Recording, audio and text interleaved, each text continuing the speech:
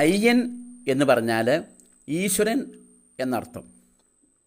അയ്യോ എന്ന് വിളിച്ച് അപേക്ഷിക്കുമ്പോൾ ഈശ്വരനെ തന്നെയാണ് വിളിക്കുന്നത്.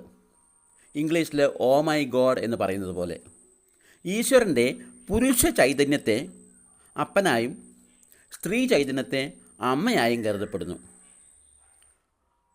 ഗുരുവായൂരപ്പൻ, വൈക്കത്തപ്പൻ,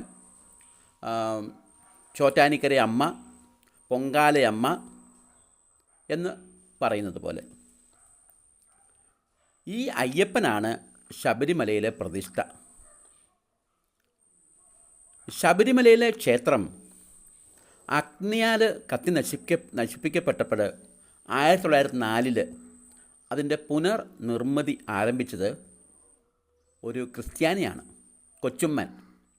അതിൻ്റെ പണി പൂർത്തിയാക്കിയതോ ഒരു ക്രിസ്തുമത വൈദികനും. അങ്ങനെ എല്ലാ മതങ്ങളുടെയും വിശ്വാസങ്ങളുടെയും ഒരു സംഗമ സ്ഥാനമായിട്ട് നമുക്ക് ശബരിമലയെ കണക്കാക്കാം.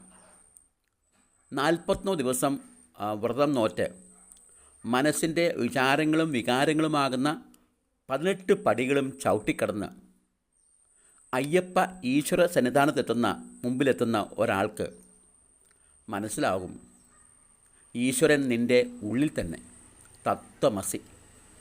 യേശുക്രിസ്തുവും ഇതുതന്നെയാണ് പഠിപ്പിച്ചത്. സ്വർഗരാജ്യം നിൻ്റെ ഉള്ളിൽ തന്നെ, അത് നീ തന്നെ ഒരു ക്ഷേത്രമായി മാറുകയാണ്. നിൻ്റെ ശരീരമോ ദൈവത്തിൻ്റെ ആലയവും.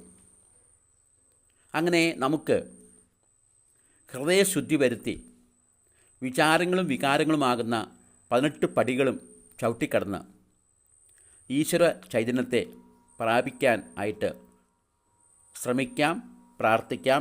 ഈശ്വരൻ അനുഗ്രഹിക്കും.